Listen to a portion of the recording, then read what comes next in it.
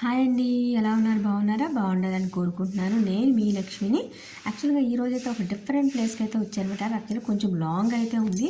తెలిసిన రిలేటివ్స్ ఉన్నారు, ఇటు సైడ్ అయితే వచ్చాను. ఇక్కడ వాళ్ళైతే వీడియోస్ చేసుకుంటున్నావు కదా, మా దగ్గరలో కుసుమ చేను, శనగ చేను ఇవైతే ఉన్నాయి, మరి నేను చూసుకుంటావా, తీసుకుంటావా అని అయితే అడిగారు. ఓ అవునా, కొంచెం తీసుకువెళ్ళండి, మరి అయితే నేను తీసుకుంటానని చెప్పాను. నేనైతే ఎప్పుడు చూడలే, ఫస్ట్ టైం అయితే చూస్తున్నాను లైఫ్లో. కుసుమ అంటే మనకి సన్ఫ్లవర్ ఆయిల్ లాగానే కుసుమ ఆయిల్ కూడా, నూనె కూడా తీస్తారంట. మీలో ఎక్కువ ఇట్లాంటి వాటి గురించి తెలిసిన వాళ్ళకి తెలిసే ఉండుండొచ్చు. అసలు చెయ్యి వేస్తే గుచ్చుకుపోతుంది, నిజంగా చెప్పారంటే. అబ్బా దేవుడా, ఎంత గుచ్చుకుంటుంది నిజంగా. ఈ కటింగ్ అప్పుడు ఎంత కష్టమో కదా అనేది అనిపించింది. ఈ పువ్వుల నుంచి వాటి నుంచి అయితే తర్వాత ఆయిల్ అయితే తీస్తారంట. పువ్వులంతా ఎండిపోయిన తర్వాత వాటిలో తీస్తారు. దాని పక్కనే శనగ చేను అయితే ఆనుకుని అయితే వేశారనమాట. ఆల్రెడీ కటింగ్కి రెడీ అయితే అయిపోయిందంటే ఇది.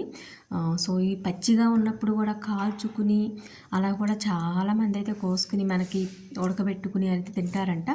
మనం కనుక పెసలు కనుక ఎట్లా తింటామో ఇక్కడ ఈ ఊరు వాళ్ళు అయితే ఇట్లా కూడా వేసుకుని తింటారంట. నేనైతే ఎప్పుడూ చూడలేదు. ఇది ఒలిచి ఇది ఏ పప్పు వస్తుంది, కందిపప్పు వస్తుందా, శనగపప్పు వస్తుందా ఏంటా అని చెప్పి అయితే చూస్తున్నాను అనమాట. ఓకే, ఫస్ట్ టైం చూస్తున్నాను కదా, డిఫరెంట్గా అయితే అనిపించి టేస్ట్ కూరక ఇవే పనిలో అయితే ఉన్నాను. చూడటానికి బంగారంలో మెరిసిపోతూ ఉంది చేను అయితే మాత్రం. మొత్తం అంతా కూడా దూరానికి దగ్గరగా ఎలా ఉన్నా సరే. సో నేనైతే పప్పులు అయితే తీసి ఒలిచి నోట్లో పెట్టుకుని అయితే టెక్ చేస్తున్నాను అనమాట. ఎలా ఉన్నాయి తినటానికి ఏంటని. నాకు పచ్చెనగపప్పు ఉంటుంది కదా, అవి అని అయితే మాత్రం ఫైనల్గా అర్థమైంది. శనగపప్పు అంటే ఏంటా అని అనుకున్నాను.